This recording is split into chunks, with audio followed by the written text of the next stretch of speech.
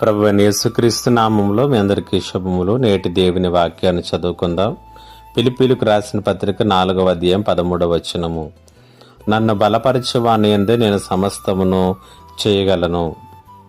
ఈ మాటలను పౌలు తీవ్రమైనటువంటి కష్టాలను ఎదుర్కొంటున్నటువంటి సమయంలో రాశాడు.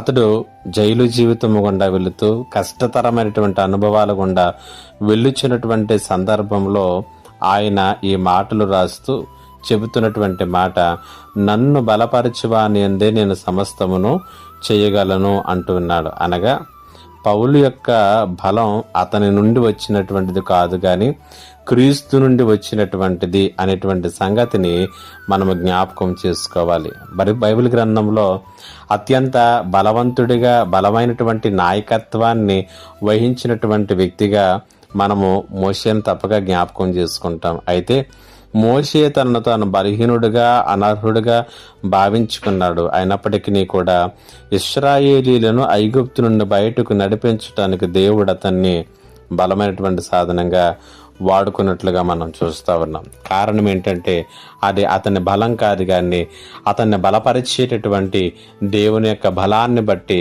అంత బలమైనటువంటి కార్యాన్ని చేయగలిగినట్లుగా మనం చూస్తూ ఉన్నాం. మనం వాడేటటువంటి ఫోన్లో ఛార్జింగ్ అయిపోతే అది ఎందుకు ఉపయోగపడకుండానే ఉండిపోతుంది. ఆ రీతిగానే మన జీవితాలు కూడా అనుదినము కూడా దేవుని యొక్క శక్తితో, దేవుని యొక్క బలముతో, పరిశుద్ధాత్మ యొక్క నడిపింపుతో నూతన పరచబడాలి, నూతన ఉత్తేజాన్ని పొందుకోవాలి. అప్పుడే మనము ఆత్మీయంగా బలంగా ఉండగలుగుతాం. కాబట్టి మనల్ని బలపరిచేటటువంటి దేవుడు మనతో ఉన్నప్పుడు సమస్తము అనేటువంటి దగ్గర నువ్వు ఏదైనా పెట్టుకో. ఇది నా వల్ల కాదు, ఇది నేను చేయలేను, నా శక్తికి మించినటువంటిది, నేను రాణించలేను, నేను ఎదుర్కోలేను, నేను నిలబడలేను. సమస్తము సాధ్యమే నిన్ను బలపరిచే దేవుడితో నీవు ఉన్నప్పుడు. ఆ రీతిగా మనమందరము సర్వశక్తిమంతుడైనటువంటి దేవుని నీడలో విశ్రమిద్దాం. ఆయన రెక్కల నీడలో ఆశ్రయం పొందుతాం.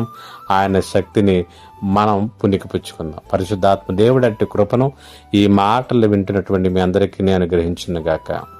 ఆమేన్. ప్రార్థన. మా గొప్ప దేవుడు అయిన తండ్రి, నీకు వందనాలు.